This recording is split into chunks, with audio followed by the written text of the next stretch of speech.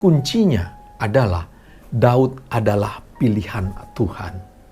Selama Tuhan telah memilihnya, maka Tuhan juga yang pasti akan menyertai, dan itu pasti berhasil.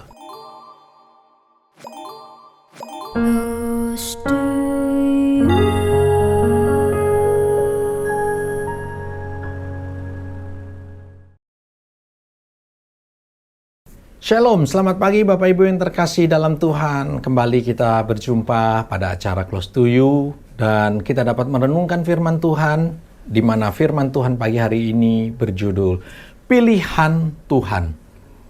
Dalam menghadapi tantangan hidup, kita sering bersikap pesimis. Dan sikap ini terjadi karena kita merasa kita masih muda, kita masih belum pengalaman. Dan dari alasan tersebut, tanpa kita sadari, kita telah melangkah mundur, sehingga kita tidak memiliki keyakinan dan bahkan keberanian untuk menghadapi tantangan hidup tersebut. Mari kita baca firman Tuhan di dalam 1 Tawarikh 29 ayat yang pertama.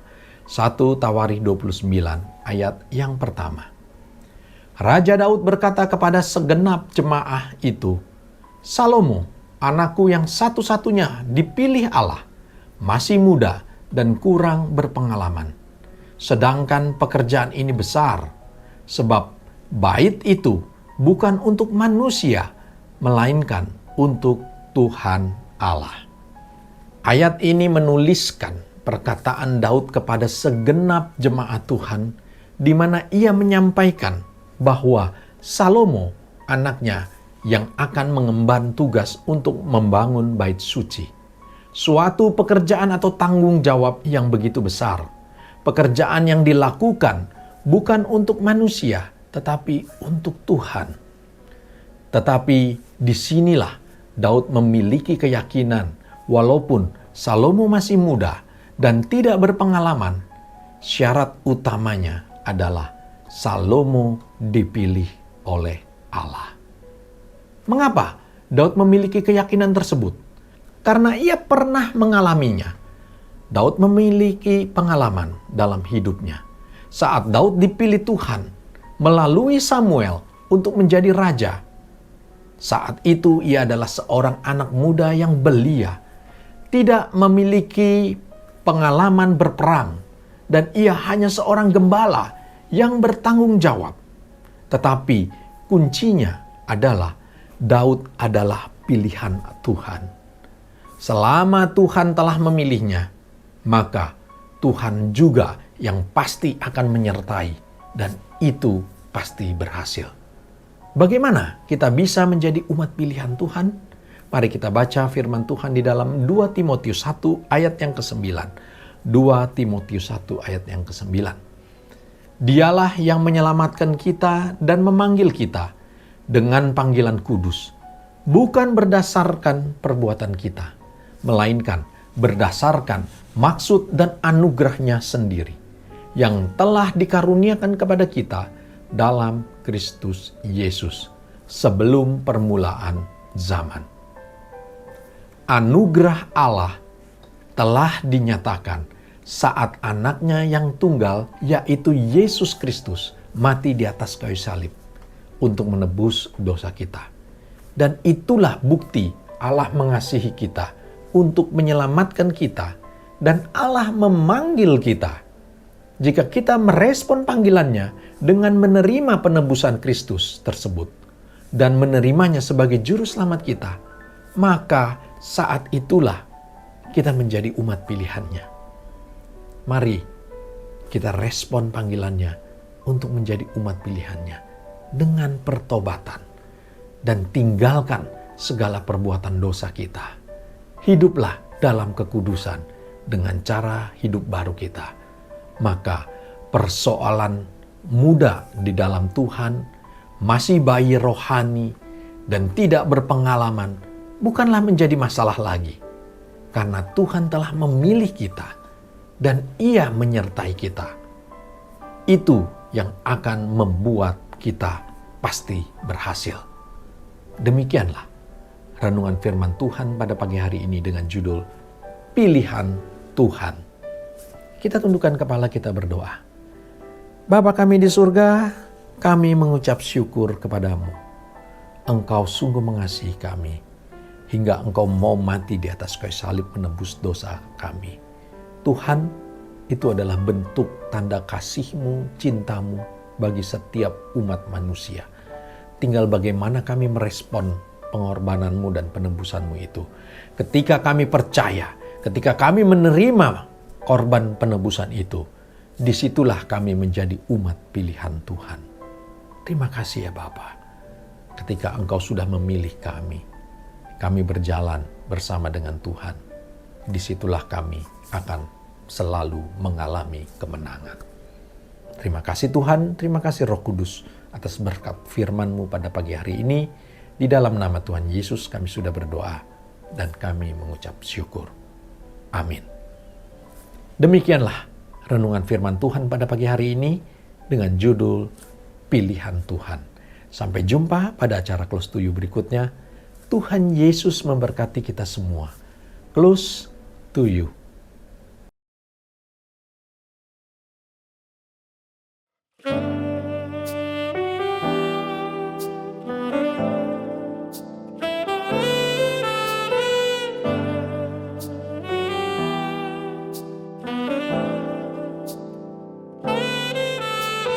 Banyak perkara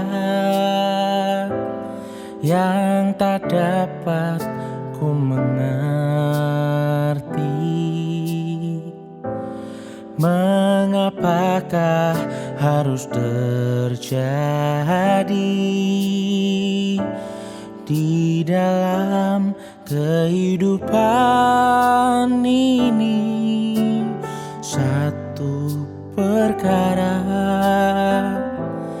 yang ku simpan dalam hati, tiada satu pun yang terjadi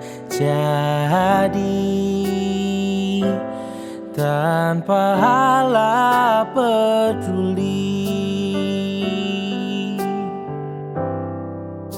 Oh, Allah mengerti, Allah peduli segala persoalan yang kita hadapi. Tak akan pernah dibiarkannya ku bergumul sendiri, sebab Allah mengerti.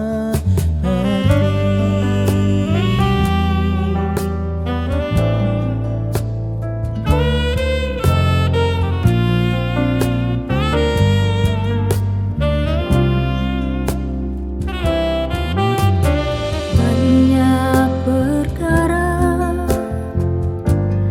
yang tak dapat ku mengerti.